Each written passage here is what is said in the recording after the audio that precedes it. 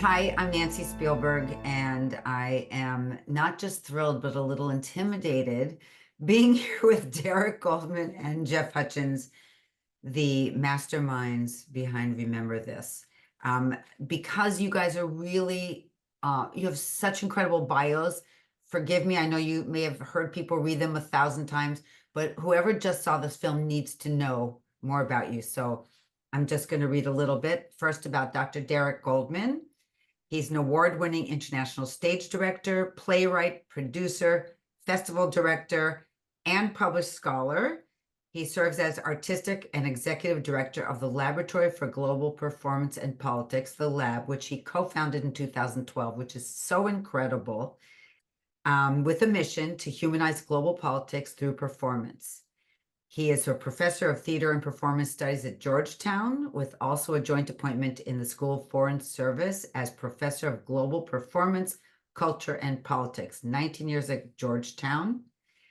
Oh, wow. You've served as chair of the Department of Performing Arts, director of the Theater and Performance Studies program, a lot. You are director and co-author of the play Remember This, The Lesson of Jan Karski, which of course this film is from. And that play performed all over. It was off Broadway. It was global. It was at DC Shakespeare Theater, Berkeley Repertory, Chicago, in the UK, in Spain, in 4 cities in Poland. And you directed this film, co-directed this film as well with Jeff Hutchens. So now Jeff is a director and Emmy-nominated cinematographer. He grew up across the US, China, South Africa, the Philippines, a very boring life. After 11 years on the road as an award-winning magazine photojournalist, Time, New York Times, National Geographic, he switched mediums and brought his visual aesthetic to filmmaking. He has worked in over 70 countries, exploring social and cultural issues around the world with long-form blend of intimate naturalism and surrealistic noir.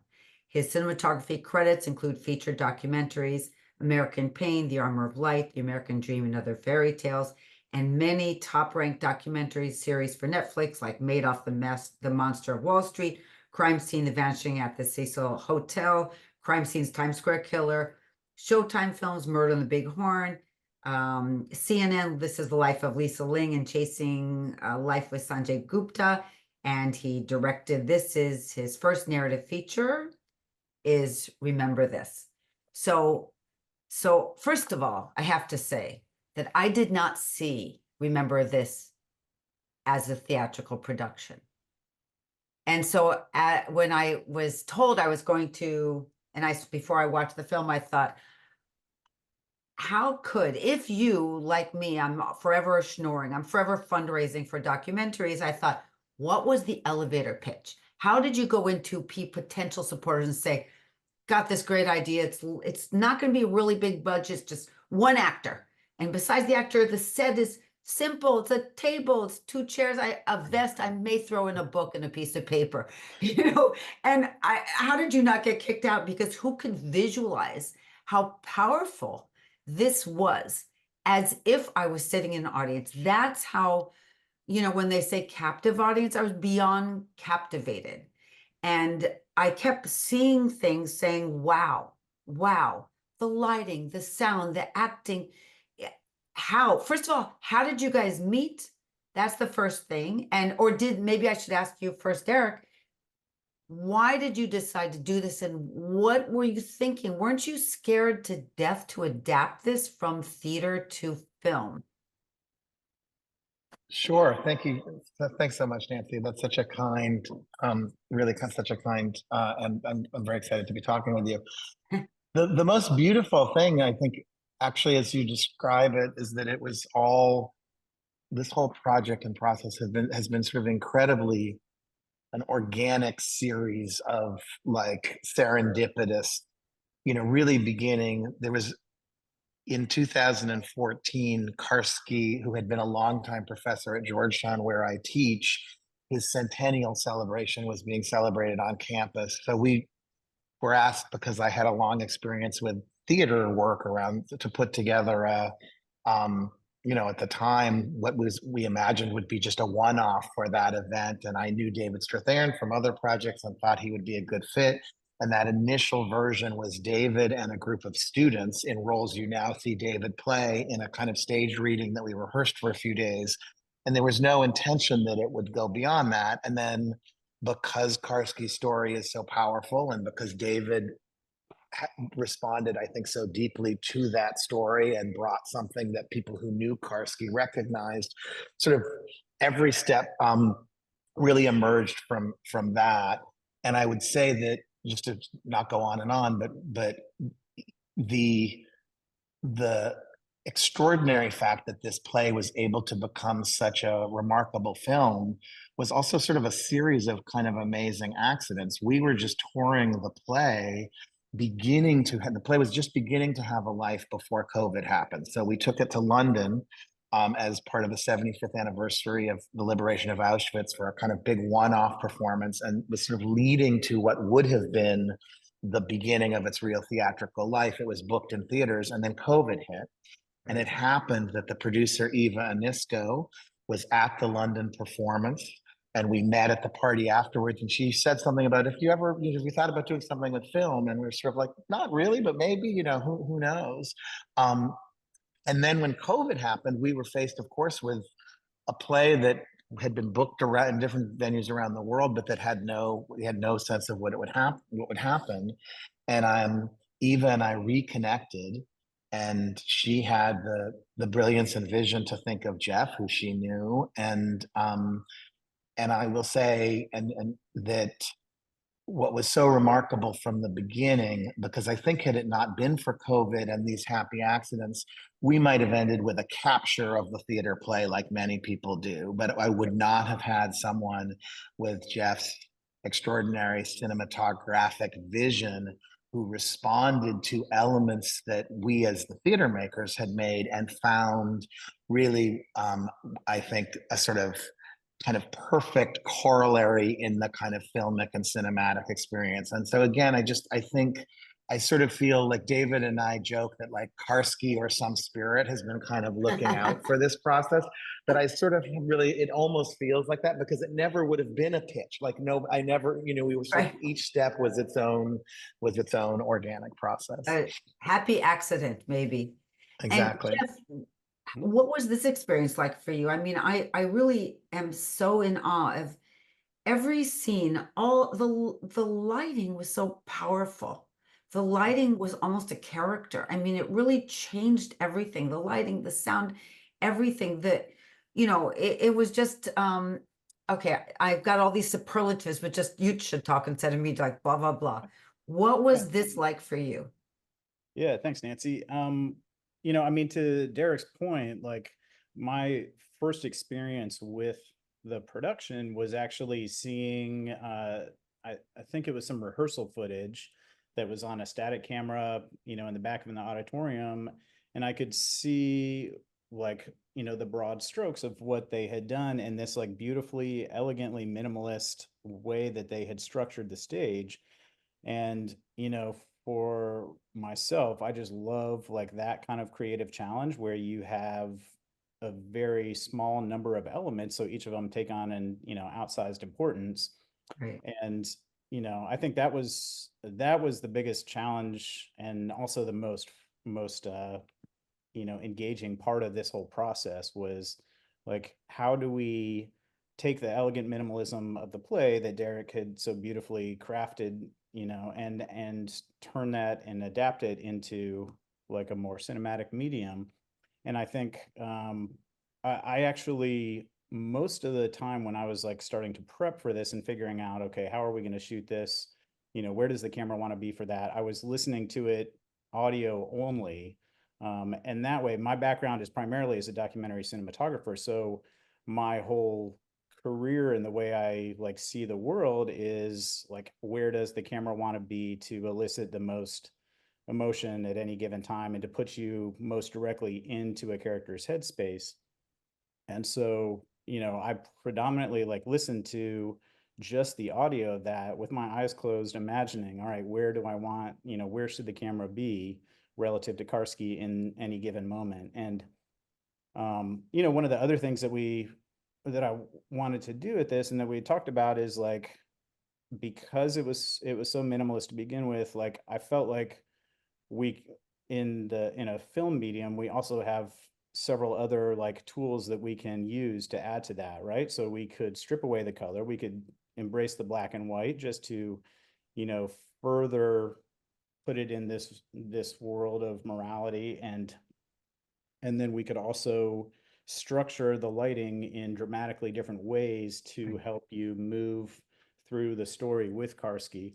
And the other thing that we did, which is a little bit more subtle, is I wanted to switch the lensing as we were going through his story, so that all the like the white world sequences are very clean, pristine lensing, and then all like the sort of dark world and black world and you know, areas, those are all with a much more vintage lens that has like a completely different fingerprint that's like very dissociative and sort of corrupted in its representation of the visual. So, I mean, that Wow. was, you know, there, yeah, it was, the entire project was just incredibly creatively engaging all the way through. And David, you know, was an absolute, I mean, he's phenomenal to work with as well.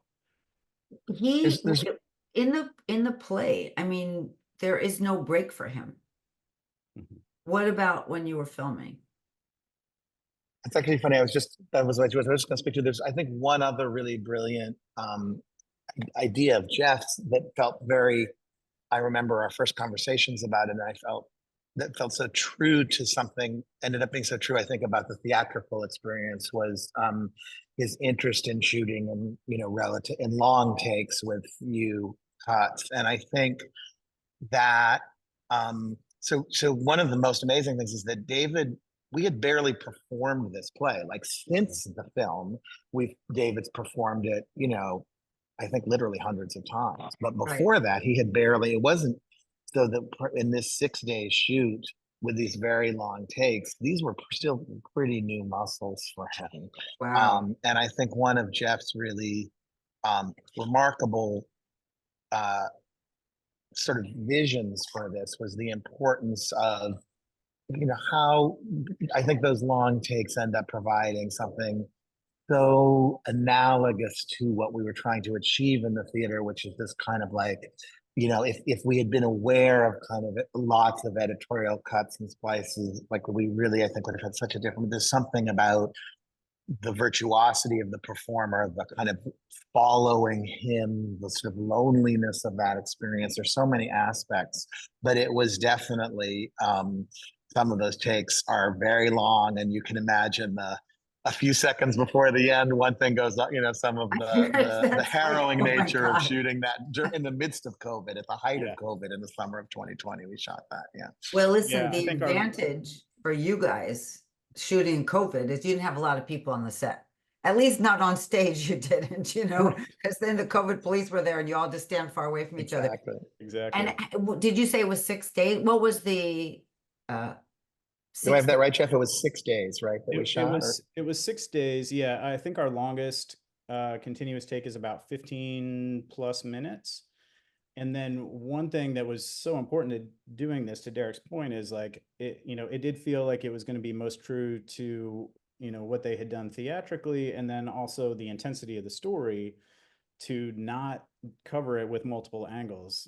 Every Huh, time you have a cut in there, even if it's a super fluid, super smooth cut, it still feels like that takes some of the tension away. So, yeah. trying to do these longer takes, I think really builds this like, increasing tension. And then even when we do have cuts, for the most part, really try to be hyper specific about how to make those happen so that they were hidden in like a lighting cue change. So almost to the point that it feels like, I think maybe the first 70 minutes or so, there's very few, unless you're like really, really looking hard, ways to find some of the Right. cuts that we hit in there. But um, I didn't feel anything pull me away. oh, good. When I said captivated, I mean captivated, really. So they were obviously very good that you didn't feel that. So Derek, listen, you knew about Jan Karski. You've been at Georgetown forever. So for you, this was probably not new and not difficult to dig and find a lot of, I mean, I don't know, was it through writings? Was it through Yeah, it's a great interviews? question. I mean, in the sense, the adage of Karski's that human beings have infinite capacity to ignore what is not convenient is sort of like Karski's history was like, in a sense, I feel like it's hidden in plain sight. And there's a commemorative bench of Karski's right in the middle of Georgetown's campus, and a similar one in New York outside the Polish consulate, and another one in Tel Aviv. But it's a story that is still, for even for me as a Holocaust educator who had done other plays about Poland, I knew the outlines of it, but it was sort of, and one of my co-writer, the brilliant Clark Young, who had been a student of mine, one of the kind of early conceits of the piece, he was a brilliant, engaged guy who spent 4 years on campus walking by that bench and had never stopped to interrogate and didn't know the story. And if he didn't stop, then I can tell you that 99% of the students don't know that story or more. Right. And so that for us became kind of like a kind of a portal into the how and the why of this story, is that like there's something about bearing witness, like stopping to engage the story that, yes, so in some ways our journey that we had I was not an expert in this story. We were kind of encountering this amazing story as we were developing the play, and it I would say there are a couple of really great biographies of Karski. E. Thomas Wood wrote one that was indispensable to us, but the richest sources were this kind of oral history that began with the Shoah testimony that Karski gives after not telling his story for decades. Right. And you see him break down, and then he became kind of a reluctant witness, and there are these different kind of amazing interviews. And our journey was first kind of finding all these amazing parts of the Karski story, and then really was one of distillation and sort of stripping down to the elemental and the core of what we felt. There's lots of amazing aspects of his story, but there was something about making sure that every word was also became very important to us, and it's been part of I think has had a big payoff in our relationship with the Shoah Foundation and others, that we didn't feel like our job was to editorialize around Karski's story or to try to use it to make its own political point, but really to have every word in it be, in a sense, true, in a piece that's about the status of truth. I didn't want to be like, well, we're going to conjecture what got said in this room or this room. So kind of everything comes from Karski's accounts. And I feel like that ends up feeling like an important part of the integrity of this particular artwork to me, is that it's not nonfiction, obviously, in the traditional sense, and it's not a documentary, clearly, but it is true in some way that I think is true to his account. So yeah. Right. So because that's what I was going to ask you, documentary versus narrative. How much creative license is there, and how well do you get to know him so that it doesn't feel like you're putting words into his mouth, but you're just maybe reworking some of the words of the philosophies that he had and the message that he wanted to get across. By the way, I watched that Shoah Foundation interview, and Renee Firestone was doing it. And I know Renee from The Last Days, when she was in the film The Last Days, and I just know her. Of course.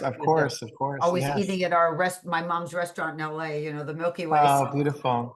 We got to know Renee. I mean, not personally actually, but just through all the hours we spent with that interview and recording. And of course I know her through your work, and so I feel. Yeah, she's wonderful. She's wonderful. Yeah, for sure. So where is this film in the world of distribution?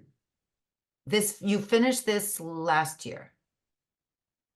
This is such a tough time for Jewish topics. Was it 2 years ago, Jeff? I feel like it was. Was it 22 or 23?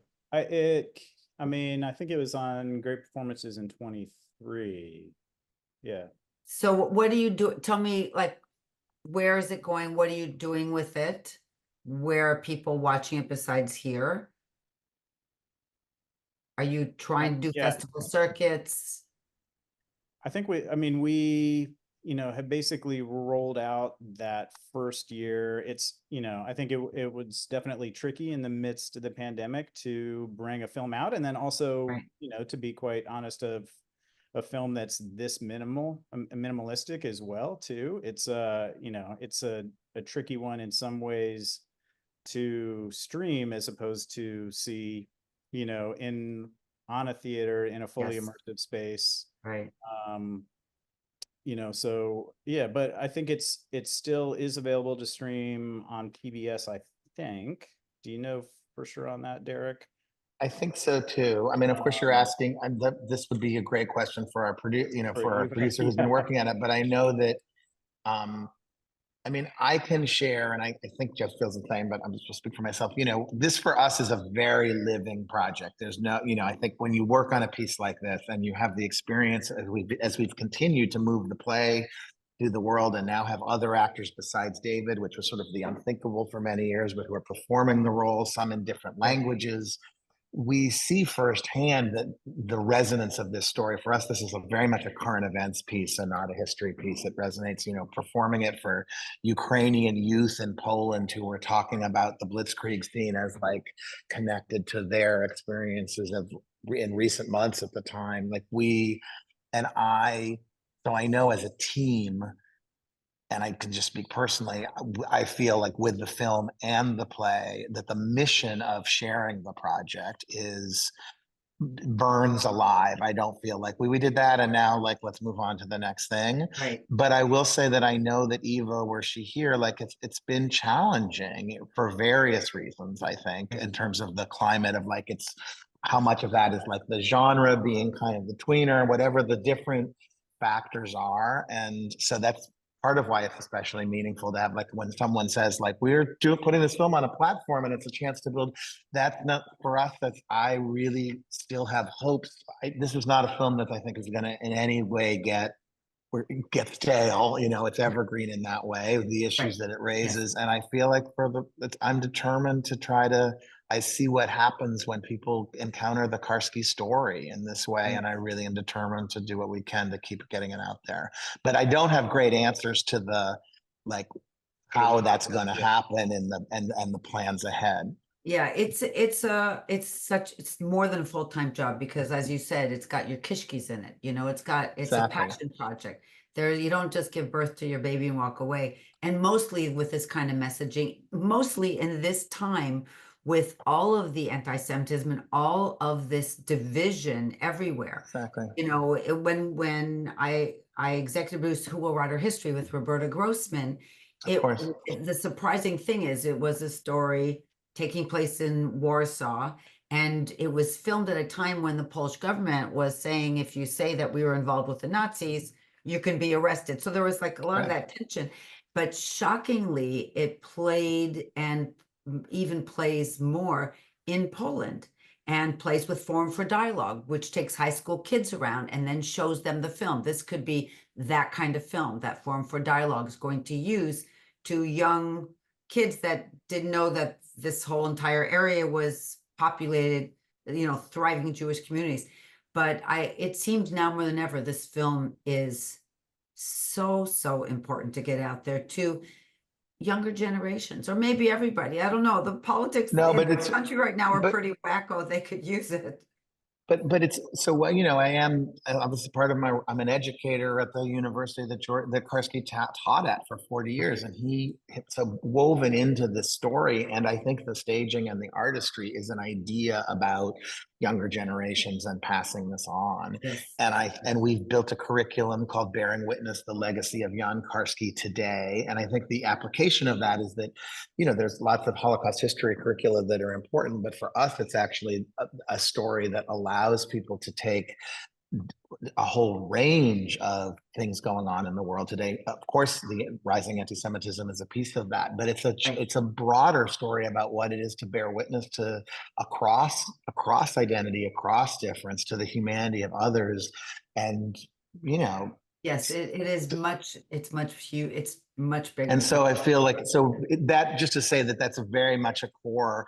It always with this work has been a core goal, and for David as well to sort of reach, to have it function as a kind of and as an educational vehicle and as a sort of, and it's been one of the most moving parts of the journey has been being able to see younger people really just genuinely get galvanized by it. They're like, you know, they get really, they connect to Well, it in a deep way. thank God they should be galvanized with educated issues instead of just spewing stuff that they watch on TikTok. And this is this is the meat we should be serving, you know. It'll stick to Thank the you. bones a little bit. That's Well, it.